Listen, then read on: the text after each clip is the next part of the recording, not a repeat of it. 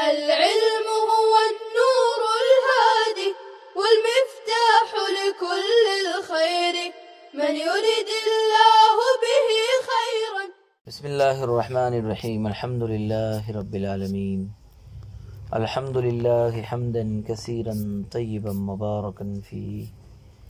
سبحان اللہ وبحمدہ سبحان اللہ العظیم. یا رب لک الحمد کما ينبغی لجلال وجہک ولعظیم سلطانک. وصلی اللہ وسلم علی نبینا محمد وعلی آلہ واصحابہ وبارک وسلم تسلیما کثیرا کثیرا.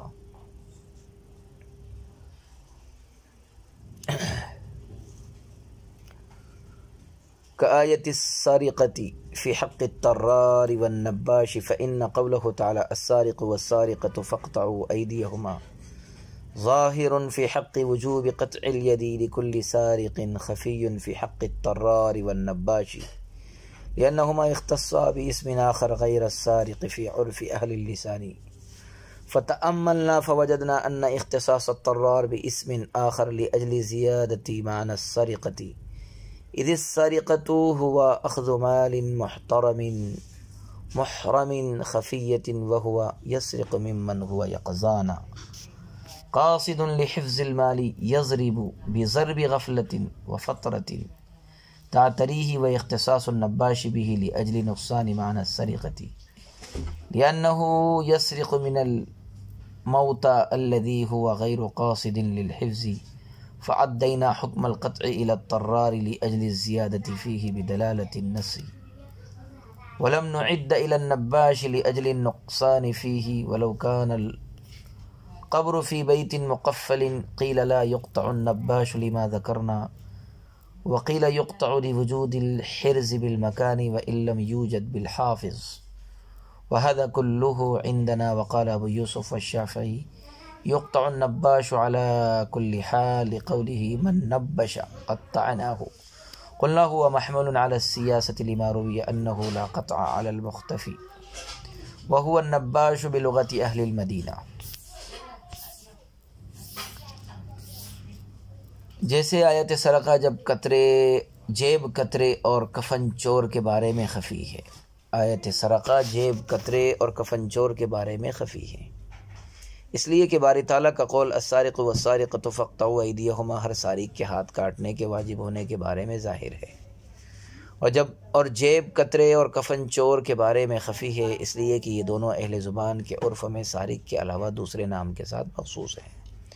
چنانچہ ہم نے تأمل کیا تو یہ پایا کہ جیب کترے کا دوسرا نام کے ساتھ مخصوص ہونا سرقہ کے معنی کے زیادہ ہونے کی وجہ سے ہے، کیونکہ سرقہ نام ہے مال محترم محفوظ کا چپکے سے لے لینا، اور جیب کترا ایک گناہ غفلت اور سستی میں ڈال کر ایسے آدمی کا مال چوری کرتا ہے جو بیدار ہوتا ہے اور اپنے مال کی حفاظت کا قصد رکھتا ہے. اور کفن چور کا دوسرے نام کے ساتھ مخصوص ہونا اس وجہ سے ہے کہ اس میں سرقہ کا معنی کم ہے، کیونکہ یہ ایسے مردوں کا مال چوری کرتا ہے جو مال کی حفاظت کا ارادہ نہیں رکھتے. بس ہم نے دلالت النص سے قطعیت کا حکم جیب کترے کی طرف اس وجہ سے متعدی کیا کہ اس میں معنی کی زیادتی ہے، اور کفن چور کی طرف اس لیے متعدی نہیں کیا کہ اس میں معنی کی کمی ہے. اور قبر تالا بند کمرے میں ہو تو کہا گیا کہ مذکورہ دلیل کی وجہ سے کفن چور کا ہاتھ نہیں کاٹا جائے گا، اور کہا گیا کہ کاٹا جائے گا اس لیے کہ مکان کے ذریعے حفاظت موجود ہے، اگرچہ محافظ کے ذریعے حفاظت موجود نہیں ہے. اور یہ تمام تفصیل ہمارے نزدیک ہے. امام ابو یوسف اور امام شافعی نے کہا کہ کفن چور کا ہاتھ ہر حال میں کاٹا جائے گا، اس لیے کہ حضور صلی اللہ علیہ وسلم نے فرمایا کہ جس نے کفن چوری کیا ہم اس کا ہاتھ کاٹیں گے. ہم جواب دیں گے یہ حدیث سیاست پر محمول ہے، کیونکہ آپ صلی اللہ علیہ وسلم سے مروی ہے کہ مختفی پر قطع نہیں ہے، اور مدینہ والوں کی زبان میں مختفی کفن چور کو کہتے ہیں. عزیز طلبہ کرام، سابق میں خفی کا حکم بیان کرتے ہوئے فرمایا تھا کہ خفی کا حکم یہ ہے کہ اس میں غور و فکر کے ذریعے یہ معلوم کیا جائے کہ اس کا خفا ظاہر کی بنسبت معنی کی زیادتی کی وجہ سے ہے یا معنی کی کمی کی وجہ سے ہے. اب اس عبارت میں اس کی ایک مثال ذکر کی گئی. مثال کا حاصل یہ ہے کہ حق جل مجدہ نے چور کی سزا بیان کرتے ہوئے فرمایا السارق والسارقۃ فاقطعوا ایدیہما، یعنی چور مرد ہو یا عورت ہو ثبوت ملنے پر اس کا ہاتھ کاٹا جائے گا. یہ آیت چور کا ہاتھ کاٹنے کے واجب ہونے کے سلسلے میں ظاہری ہے، کیونکہ اس آیت سے چور کے ہاتھ کا کاٹا جانا بغیر تأمل اور غور و فکر کے واضح ہو جاتا ہے، اور چونکہ جس کلام کی مراد بغیر غور و فکر واضح ہو جاتی ہے اس کو ظاہر کہا جاتا ہے، اس لیے یہ کلام السارق والسارقۃ چور کے قطعیت کے واجب ہونے کے سلسلے میں ظاہر ہوگا، لیکن یہ کلام طرار جیب کترے اور نباش کفن چور کے حق میں خفی ہے، یعنی ان دونوں کے حق میں سارق کا حکم پوشیدہ ہے، اور یہ خفا اور یہ پوشیدگی ایسے عارض کی وجہ سے ہے جو عارض خود ان دونوں میں موجود ہے، اور وہ عارض یہ ہے کہ اہل زبان ان دونوں کو سارق کے علاوہ دوسرے ناموں کے ساتھ خاص کرتے ہیں، یعنی جیب کترے کو طرار اور کفن چور کو نباش کہتے ہیں۔ اگر جیب کترا اور کفن چور چور ہی ہوتے تو ان دونوں کے لیے بھی سارق کا لفظ استعمال ہوتا، طرار اور نباش کا لفظ استعمال نہ ہوتا، پس جیب کترے کے لیے طرار اور کفن چور کے لیے نباش کے لفظ کا بولا جانا اس بات کی دلیل ہے کہ یہ دونوں سارق نہیں ہیں، اور جب یہ دونوں سارق نہیں ہیں تو ان پر سارق کا حکم بھی جاری نہ ہونا چاہیے۔ بہرحال ان دونوں کے حق میں سارق کا حکم مخفی اور پوشیدہ ہے، پس اس اخفاء کو دور کرنے کے لیے اور طرار اور نباش کا حکم معلوم کرنے کے لیے ہم نے غور و فکر کیا۔ غور و فکر کرنے سے یہ بات معلوم ہوئی کہ جیب کترے کا سارق کے علاوہ دوسرا نام یعنی طرار اس لیے رکھا گیا کہ سرقہ کے معنی کی بنسبت طر کے معنی زائد ہے، کیونکہ سرقہ کے معنی ہے چپکے سے کسی کے ایسے مال کو لے لینا جو مال محترم ہو، یعنی متقوم ہو اور شرعاً قابل انتفاع ہو اور محفوظ ہو اور کم از کم 10 درہم کی مقدار ہو۔ یہی وجہ ہے کہ اگر کسی نے کسی مسلمان کی شراب چوری کی تو اس چور کا ہاتھ نہیں کاٹا جائے گا، اس لیے کہ شراب اگرچہ مال متقوم ہے لیکن شرعاً قابل انتفاع نہیں ہے۔ اور اگر کسی نے کھیت میں اناج چوری کیا درا حالہ کہ کھیت میں کوئی محافظ نہیں ہے تو اس چور کا ہاتھ بھی نہیں کاٹا جائے گا، کیونکہ اس نے غیر محفوظ مال لیا ہے اور 10 درہم سے کم چوری کرنے پر قطعیت نہ ہوگا، اس لیے کہ قطعیت اور سرقہ کے لیے کم از کم 10 درہم کا ہونا ضروری ہے۔ بہرحال سرقہ کے معنی ہے چپکے سے کسی کے ایسے مال کو لے لینا جو مال محترم ہو، محفوظ ہو اور کم از کم 10 درہم کی مقدار ہو، اور طرار کے معنی میں ایسے مال کو لینا جس کا مالک بیدار ہو اور اس مال کی حفاظت کا ارادہ رکھتا ہو مگر مالک کو غفلت اور سستی میں ڈال کر اس مال کو لے لیا ہو۔ کفن چور کا سارق کے علاوہ دوسرا نام یعنی نباش اس لیے تجویز کیا گیا کہ کفن چور میں سرقہ کے معنی ناقص ہے، اس طور پر کہ کفن چور دفن کے بعد ان مردوں کا مال کفن چوری کرتا ہے جو اپنے مال کی حفاظت کا قصد نہیں رکھتے ہیں، یعنی کفن چور مال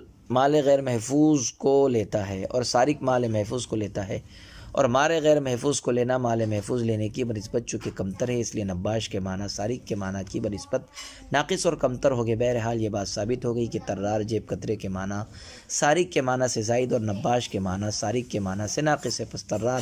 جس کے معنی سارق کے معنی سے زائد ہے اس میں بطریق دلالت النص سارق کا حکم ثابت کر دیا گیا، اور یہ کہا گیا کہ سرقہ کا حکم یعنی قطع ید ادنا یعنی سارق میں ثابت ہے تو اعلیٰ یعنی طرار میں بدرجہ اولا ثابت ہوگا، یعنی جب چھوٹے مجرم کو یہ سزا ہے تو بڑے مجرم کو یہ سزا بدرجہ اولا ہوگی، اور نباش میں سارق کے معنی چونکہ کم ہیں اس لیے یہ شبہ ہوگا کہ سارق کی سزا یعنی قطعیت کا مستحق نباش ہے یا نہیں، اور یہ بات مسلم ہے کہ شبہ کی وجہ سے حد ساقط ہو جاتی ہے، لہٰذا نباش کے حق میں صاحب اس حد سرقہ ساقط ہو جائے گی اور نباش پر قطعیت کا حکم نہیں لگایا جائے گا۔ صاحب نور الانوار نے کہا کہ اگر قبر ایسے حجرے میں ہو جس میں تالا لگا دیا گیا ہو پھر اس قبر سے کفن چوری کر لیا گیا ہو تو بعض علماء نے فرمایا کہ اس صورت میں بھی نباش کا ہاتھ نہیں کاٹا جائے گا۔ دلیل وہ ہے جو پہلے گزر چکی ہے، یعنی نباش میں سرقہ کے معنی کم پائے جاتے ہیں، دوسرے یہ کہ ہر آدمی زیارت قبر اور اس حجرے میں داخل ہونے کی تعویل کر سکتا ہے، لہذا یہ قبر بھی تالے میں ہونے کے باوجود محفوظ نہ ہوگی، اور بعض علماء نے فرمایا کہ نباش کا ہاتھ کاٹا جائے گا اس لیے کہ یہاں مکان کے ذریعے حفاظت کرنا موجود ہے اگرچہ محافظ کے ذریعے حفاظت کرنا موجود نہیں ہے۔ پس ایسی قبر سے کفن چوری کرنا مال محفوظ کو لینا ہے، پس جب اس صورت میں مال محفوظ کو لیا گیا تو نباش میں سرقہ کے معنی بغیر نقصان کے پائے گئے، اور جب اس صورت میں سرقہ کے معنی بغیر کمی کے موجود ہے تو نباش پر سارق کا حکم یعنی قطعیت بھی جاری ہوگا اور اس صورت میں نباش کا ہاتھ کاٹا جائے گا۔ وَهَذَا كُلُّهُ عِنْدَنَا سے شارح فرماتے ہیں کہ یہ تفصیل یعنی کسی صورت میں بھی نباش کے ہاتھ نہ کاٹا جانا، نباش کا ہاتھ کا نہ کاٹا جانا امام ابو حنیفہ اور امام محمد کا مذہب ہے، ورنہ امام شافعی اور امام ابو یوسف کے نزدیک نباش کا ہاتھ بہرحال کاٹا جائے گا، قبر تالا بند کمرے میں ہو یا ایسے کمرے میں ہو جس میں تالا نہ لگایا گیا ہو۔ ان حضرات کی دلیل یہ ہے، حدیث ہے من نبش قطعنا، جس نے کفن چوری کیا اس کا ہاتھ ہم کاٹیں گے۔